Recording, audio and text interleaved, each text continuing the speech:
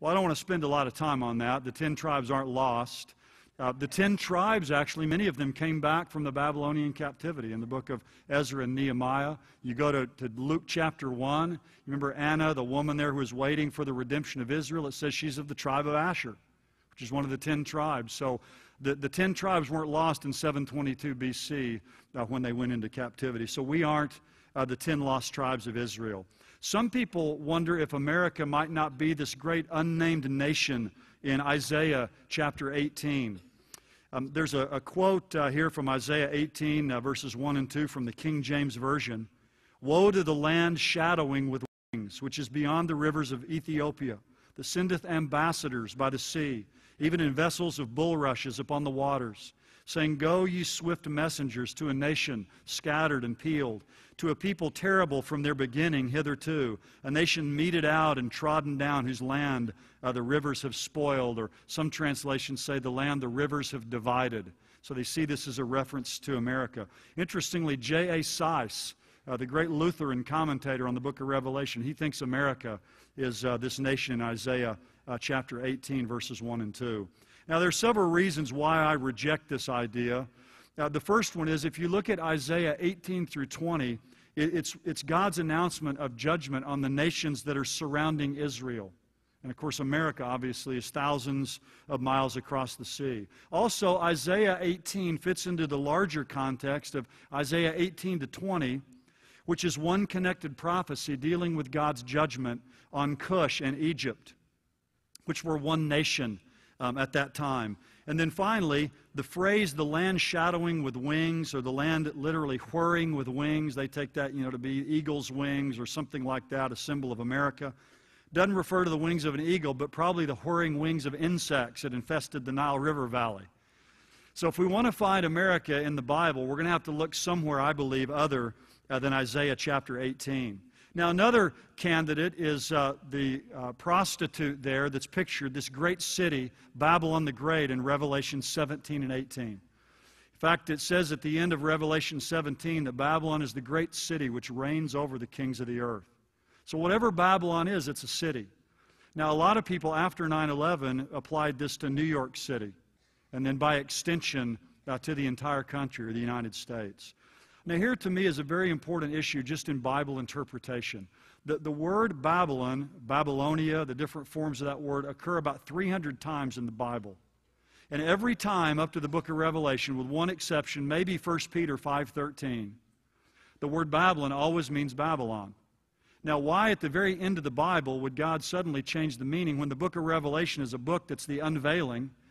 Why all of a sudden would the name Babylon be changed and it mean the United States or some other nation? Now, I don't want to get into this. I talk about it quite a bit in the book, but I believe that Babylon there is literal Babylon. Now, I know Ed earlier said that he believes it's Rome, and that's another very valid view. But I take it that it's going to be a literal Babylon that's going to be rebuilt in Iraq, right over there in the middle of 2/3 of the world's oil. And we just gave our government, did the other day, $700,000 to help them do some rebuilding over there for the archaeological exhibits that are there. So I think if we're going to find America in the Bible, we have to look somewhere else. Now, another one is in Ezekiel 38, verse 13. A lot of you have heard of this, the young lions of Tarshish. Ezekiel 38:13 says, Sheba and Dedan and the merchants of Tarshish with all its villages will say to you, have you come to capture spoil? Now, this is looking at this Gog-Magog invasion that Dr. Hawking talked about, of these coalition of nations that are going to come into Israel. And it says that Sheba and Dedan, which is Saudi Arabia and probably these more moderate Arab states that are on the Arabian Peninsula, these nations, along with the merchants of Tarshish, are going to say to these nations that are invading, have you come to capture a spoil? It's kind of just like a lame protest. Sounds like something the UN would say, doesn't it? As these nations are coming in, kind of like, well, what are you doing, as they're coming in there to wipe them out? Have you assembled your company to seize plunder, to carry away silver and gold, to take away cattle and goods, and to capture great spoil? Now, the King James has Tarshish with all of its young lions. Now, a couple things about this that are important. The phrase with all its villages, of the young lions, is probably a Hebrew idiom that means that the nations that come out of Tarshish, or the peoples that come out of Tarshish, which raises the question of, well, where was Tarshish? Well, some people believe that Tarshish was in England, modern-day England, and then by extension, the nations that came out of it would be, of course, the United States and Canada, Australia, New Zealand, the other parts of the British Empire, what one time was the British Empire. Others would say, and I think this is probably the better view, that it's Spain.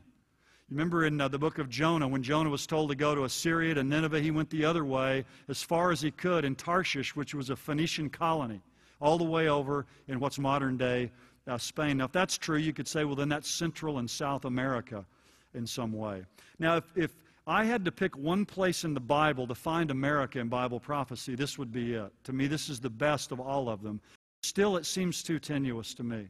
We don't know exactly which Tarshish is being discussed here.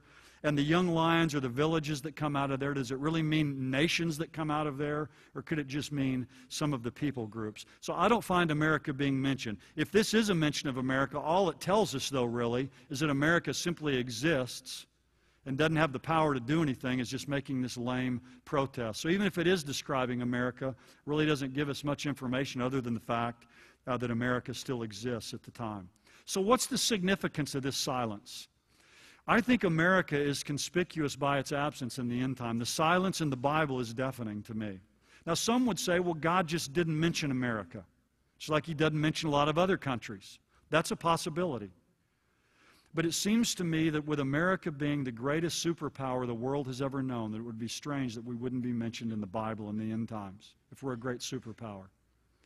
The second point people will make is they'll say, well, look, the Bible and prophecy primarily deals with Israel and her immediate neighbors, so why would you mention a country this far away? But the Bible does mention the nation of Rosh, which I do take as Russia, far to the north of Israel.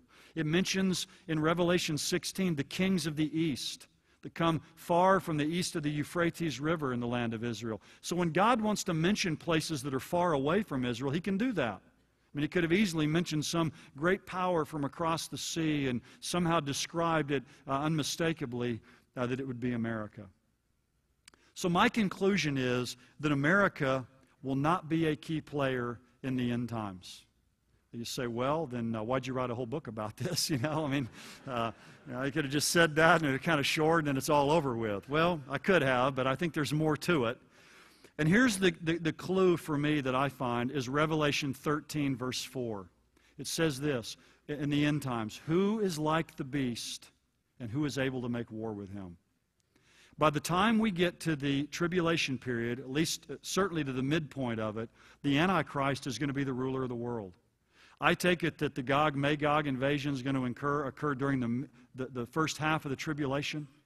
These Russian Islamic armies are going to be wiped out and decimated. And as we're going to talk about later, I think America is going to have been reduced. That's going to leave a huge power vacuum where this Antichrist comes on the scene, this ruler of the reunited Roman Empire, to take control of the world. He will be the leader of the world superpower.